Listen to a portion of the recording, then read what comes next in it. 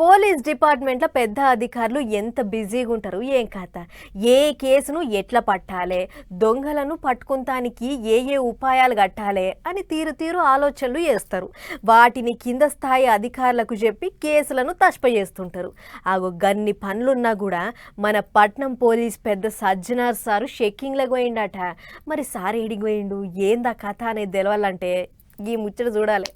పట్నం పోలీస్ పెద్ద Sajjanar sir Ameerpet దిక్కుపోయిండు. SR Nagar ఇంకా అమీర్పేట్ల ఎక్కడెక్కడైతే ఓయో రూమ్లు లాడ్జీలు ఉన్నాయో అక్కడంతా కలే తిరిగి చూసిండు. ఎసొంటోళ్ళు వస్తుర్రు, వచ్చినోళ్లకు సరైన ప్రూఫ్లు ఉంటున్నాయా లేవా, దొంగలొస్తుర్రా దొరలొస్తుర్రా అనేదంతా స్వయంగా సారే ఎంకలాడిండు. అట్లనే లాడ్జీలు నడుపుతున్న ఓనర్లు ఏమేం బుక్కులు మెయింటైన్ చేస్తుర్రు, వచ్చినోళ్ళ వివరాలు సరిగ్గా రాసుకుంటుర్రా లేదా అని ఒకటికి రెండు మాటలు అడిగి తెలుసుకుండు.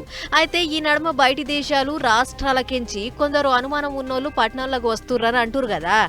అసంటోళ్ళు దొంగతనంగా వచ్చి లాడ్జీలలో దాసుకుంటుర్రా ఎట్లా అనే ముచ్చట కనిపెడతానికి ఈ చెక్కింగ్లు చేస్తున్నామని చెప్పుకొచ్చిండు పెద్దసారు. అటెంక బయటకు వచ్చి మాట్లాడుకుంటా చాలా మంది బండ్లకు సరైన నెంబర్ ప్లేట్లు పెడతలేరు, సగం రాసుంచి సగం తుడిపేస్తుర్రు, లేకుంటే మాస్క్ వేస్తుర్రు. అసంటోళ్ళు పట్టుబడితే కేసులు గట్టిగా అవుతాయని హెచ్చరిక చేసిండు.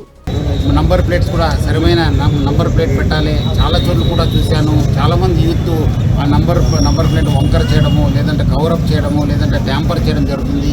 సో వాళ్ళపైన కూడా ఎఫ్ఐఆర్ కూడా ఇష్యూ చేస్తాను, చట్టపరమైన కూడా సీరియస్ యాక్షన్ తీసుకోవడం జరుగుతుంది. ఇదే కాదు, చెవులలో ఇయర్ ఫోన్లు పెట్టుకుని బండ్లు తోలి పట్టుబడితే ఇప్పుడు గట్టిగా వాయగొడతామంటుర్రు.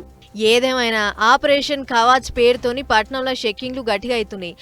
ముంగట ఈసొంటి షెక్కింగ్లు ఎప్పుడు పడితే అప్పుడు వేస్తాం, లాపర్వా చేసి జనాలకు తక్లీఫ్ కలిగిస్తే ఎంత టోళ్ళనైనా ఇడిచిపెట్టామని కుల్లం చెప్పిండు కమిషనర్. చూసుకోరు మరి.